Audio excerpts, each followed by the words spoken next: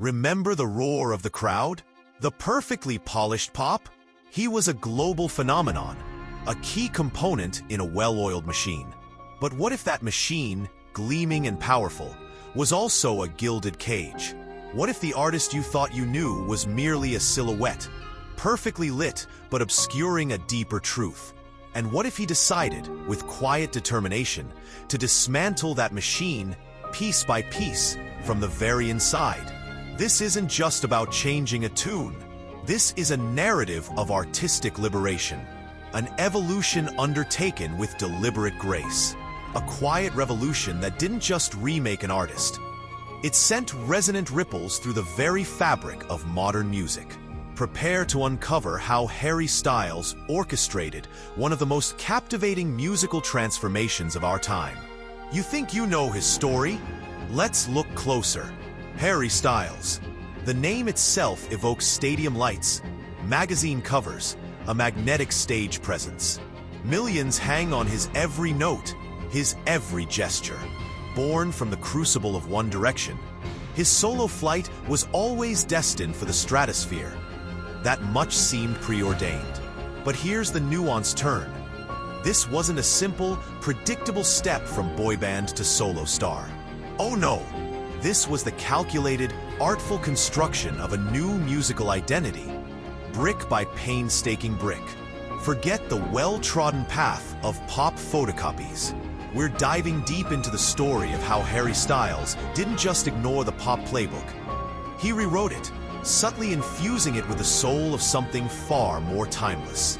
How he ascended to become a defining voice, not with a shout, but with a resonant, undeniably authentic new sound.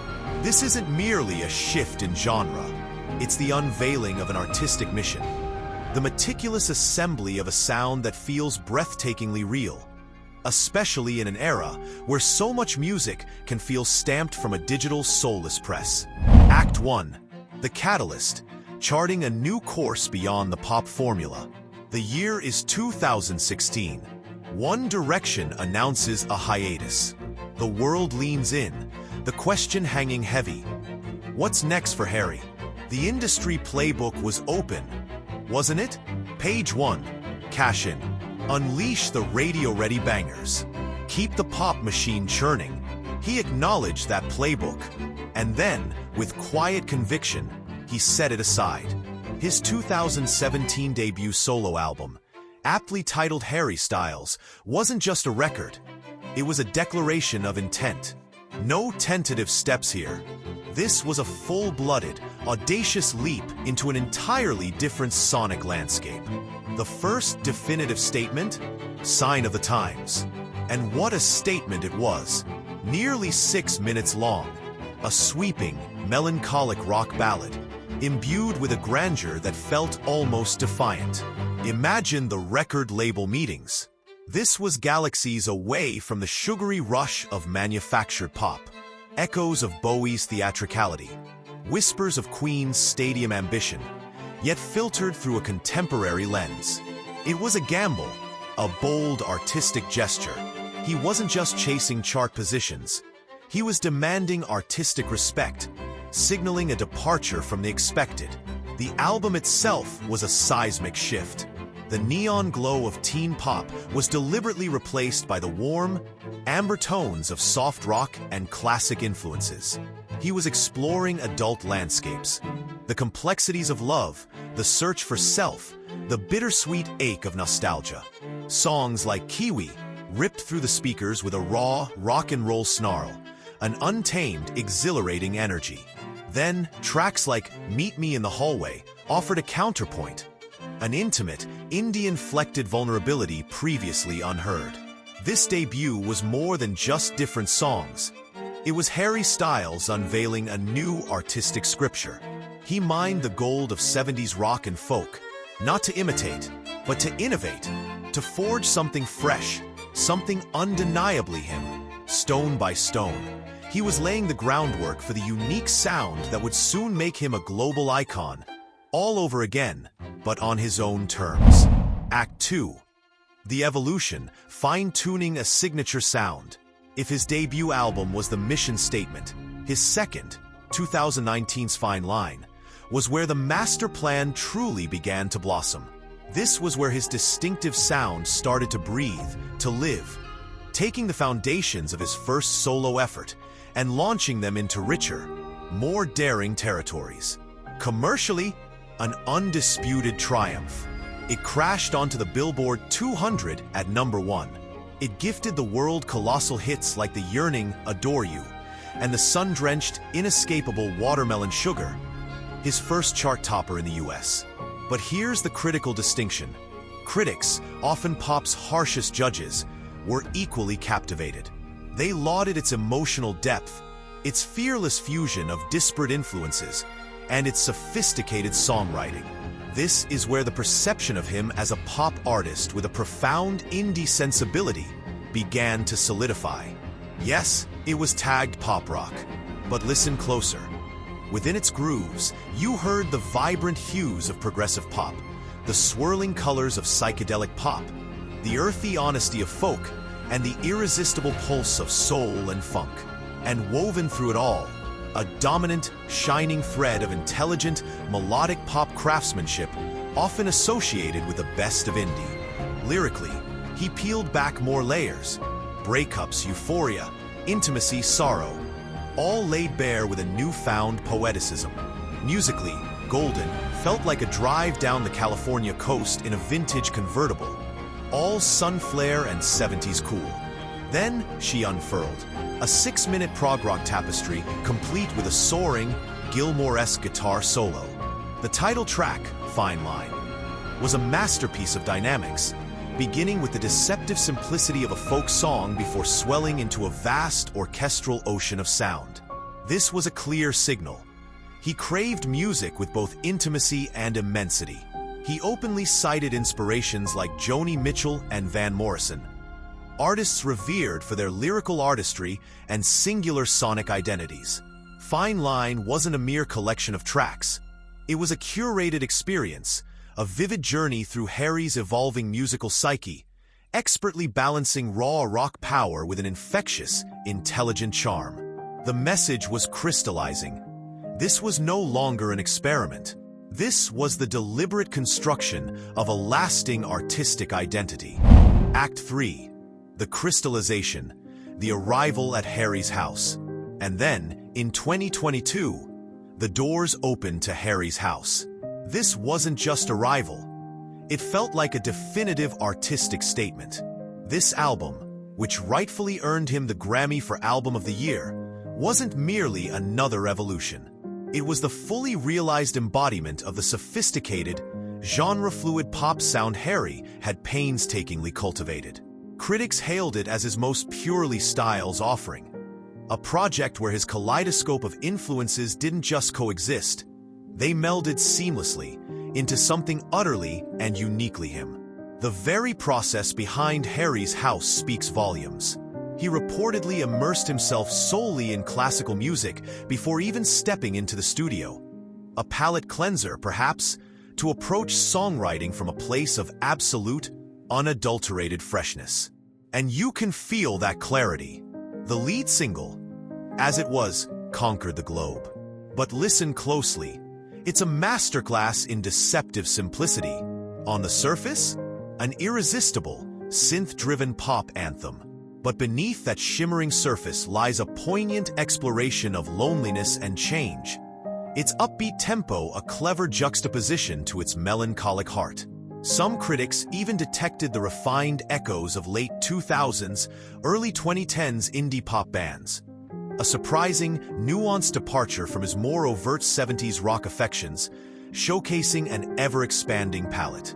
Music for a Sushi Restaurant kicks off the album not with a whimper, but with a vibrant, jazzy explosion, a carnival of horns and infectious, playful energy.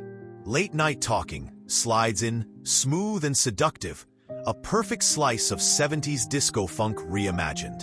The album is a masterclass in flow, effortlessly weaving together R&B, funk, 80s synth pop, and those signature melodic sensibilities into a tapestry that's both intricate and inviting. It's impeccably polished, yet radiates an effortless cool. It feels profoundly personal, yet universally resonant. Harry's House wasn't just an album, it was a statement. He wasn't just a pop star anymore. He was an architect of sound, a true artist who had found his voice, refined his signature, and was now inviting the entire world to experience it. Act 4. The sonic architecture, deconstructing style's unique sound. So, what constitutes this signature sound? This potent strain of artistic alchemy that Harry Styles has mastered? It's not a single ingredient, but a carefully concocted potion. A fusion of deliberate choices in production, composition, and performance. First, production style. Styles, alongside his core collaborators like Kid Harpoon and Tyler Johnson, deliberately cultivates a warmth, a texture, a feel that's often absent in the more sterile landscape of mainstream pop. They embrace the soul of vintage sounds, the rich saturation of analog gear, the subtle warmth of tape recordings, the lush depth of layered instrumentation. There's a breathability to his songs, an acceptance of those tiny, human imperfections that inject character and authenticity. A direct counterstrike to hyper-polished, algorithm-driven pop. It's music that feels handcrafted, not merely manufactured. Next, witness his genre synthesis. Harry doesn't just dip his toe into different genres. He dives in, emerging with a unique fusion. His sonic canvas is a vibrant mosaic, pieced together from the melancholic beauty of soft rock, the flamboyant spirit of 70s glam, the sun-drenched intimacy of Laurel Canyon folk, the mind-bending explorations of psychedelic pop, and the infectious groove of shimmering funk, all unified by an unmistakable melodic intelligence. He's not merely mixing genres. He's orchestrating a conversation between them, creating a unique dialect where diverse influences don't just coexist, they enrich each other into something new. His vocal approach has also undergone a profound metamorphosis. The powerhouse vocals of his boy band era have matured, evolving to convey nuanced emotion and a broader dynamic range. He delivers lines with unique, often unexpected inflections, transforming simple phrases into indelible, addictive hooks. There's a compelling rawness when needed, and a vulnerable intimacy that doesn't rely on overt vocal acrobatics, but on subtle tonal shifts and an almost conspiratorial sense of closeness. It draws you in, makes you lean closer, and critically, his role as a songwriter and co-creator. Harry is deeply involved in the genesis of his musical world. His lyrics, often drawn from personal experiences and observations, resonate with a genuineness and relatability that forges a powerful bond with his audience. He's unafraid of ambiguity, of poetic turns of phrase, inviting listeners to find their own reflections, their own stories within his words. This isn't just singing songs, it's sharing a piece of his artistic soul. Act 5. The climax and the impact. An icon redefines success and influences culture. With Harry's House, Styles didn't just arrive. He ascended, solidifying his place as a defining artist of his generation. This triumphant moment wasn't merely about personal artistic fulfillment. Harry's carefully crafted evolution has sent tangible shockwaves through the wider musical landscape. In an industry often fixated on fleeting trends and recycled formulas, his monumental success has become a beacon, proving that a vast, hungry audience craves something more. Something authentic, something with soul, something real. His unwavering commitment to a more organic, retro-infused, and genre-fluid sound has, in its own sophisticated way, begun to steer the massive ship of popular music. We're witnessing a resurgence of more stripped-back production aesthetics, a renewed appreciation for vintage sonic textures, and a greater willingness within the mainstream to embrace artists who defy easy categorization. He didn't just play the game, he challenged its rules. He made aspects of rock, soul, and folk palatable, even fashionable, for a new generation. He even, dare we say, helped make the electric guitar a pop hero again. He proved that an artist can achieve stratospheric success not by conforming, but by daring to be distinct. But the ripple effect extends beyond the purely sonic. His impact is profoundly cultural. He's emerged as a true fashion icon, playfully dismantling archaic gender norms with his audacious, androgynous style. His platform consistently champions inclusivity and the power of self-expression. His concerts are renowned as havens, safe, joyous spaces. His treat people with kindness mantra isn't just a catchy lyric. It's an ethos, a fundamental part of his artistic identity, and the profound connection he shares with his fans. This holistic approach, where the music, the message, and the visual identity are all in perfect, genuine alignment, is a cornerstone of his immense influence. Act 6, the resolution, the enduring power of artistic integrity. So, what is the ultimate secret behind Harry Styles' distinctive sound? His ascent to a unique space in the pop pantheon? Is it some arcane studio technique? A fiendishly clever marketing ploy? The truth, when stripped bare, is beautifully resonant. Its authenticity, married to meticulous artistry. In an era where artists often feel immense pressure to chase trends or manufacture hits, Styles has consistently, courageously prioritized his genuine artistic vision. His mother and Twist perhaps articulated it most incisively, attributing his success to him being authentic to himself and drawing inspiration from what he feels, what he's listened to, what he likes, rather than contorting himself to fit a preconceived mold. Harry Styles didn't stumble into this unique musical space. He built it. Meticulously, thoughtfully, bravely, he veered sharply from the anticipated pop trajectory, not by rejecting pop outright, but by redefining its possibilities, making it more introspective, more personal, more musically adventurous, and ultimately more enduring. His journey from a boy band sensation to a Grammy-laden solo artist, lauded by critics and adored by millions who pack stadiums, is a testament to the enduring power of artistic integrity and vision. He's demonstrated that global superstardom and a unique, undiluted voice are not mutually exclusive. He's proven that audiences are not just ready for, but are starved for, music of depth, honesty, and heart. By masterfully blending mainstream magnetism with artistic credibility, vintage cool with contemporary relevance, Harry Styles hasn't just carved out his own niche. He has subtly, yet profoundly, redrawn the map for what it means to be a defining artist of our generation. He's not just making music, he's making a statement. And the world is undeniably listening. Did this deep dive into Harry Styles' sonic universe resonate with you? Which era, which song, which subtle detail of his artistry speaks to you the most? Share your thoughts in the comments below. We genuinely want to hear them. And if you're hungry for more explorations of artists who are not just making music, but reshaping it, make sure you like this video and subscribe. Don't miss out on our next untold story from the heart of the music world. Click here to check out our playlist for even more in-depth musical journeys.